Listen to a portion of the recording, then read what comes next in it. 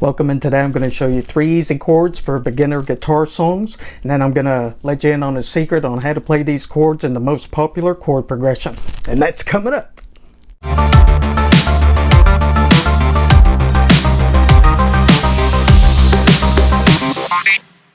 So let's get right into this. The first chord is A.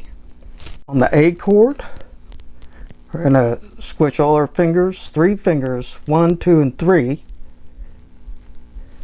into the 2nd fret, and our first finger is going to be on the D string, which is the 4th string at the 2nd fret. Then we've got the G string here, which is the 3rd string. You're going to put your 2nd finger at the 2nd fret, and then on the B string, the 2nd string, you're going to put your 3rd finger. On the A string, you can strum for the 5th string down.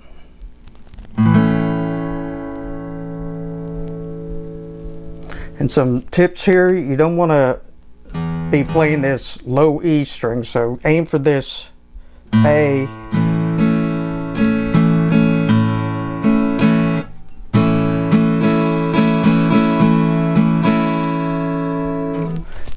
Then we've got a D major chord. What you want to do on that is you're going to place your first finger right here on the 3rd string, the G string, at the 2nd fret. Then your 2nd finger is on the 2nd fret of the high E string, and your 3rd finger will be here on the 3rd fret of the B string. You can strum from the 4th string down, which from the D string down. Since we're playing a D chord, that is actually a D note, the open D string. And then we've got an E. And by the way, all these chords are major chords, but you can learn all these chords. In fact, I've got a guitar course on chords, which will help you out if you need help with that. But just learning the chords, like getting a book and opening it up and learning chords, isn't going to help you if you don't know what chords go together and sound good. So we've got the E. Your first finger is going to be on the G string, 3rd string, 1st fret.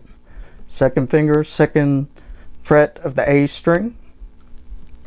And then your 3rd finger is going to be here on the D string at the 2nd fret.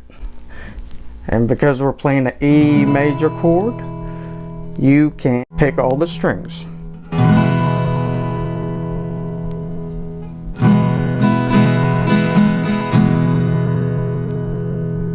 When you're playing these chords, you want to be on the tips of your fingers right here. See how mine are all been used up from pressing on strings. This way it'll prevent you from, when you're first starting out and playing chords, you might find that the chords aren't sounding proper because you're muting other strings.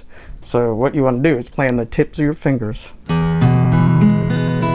And to check to make sure that you're not muting any strings, go slow. After you've positioned your fingers in the proper fingering position for the E major chord, for example, then take each string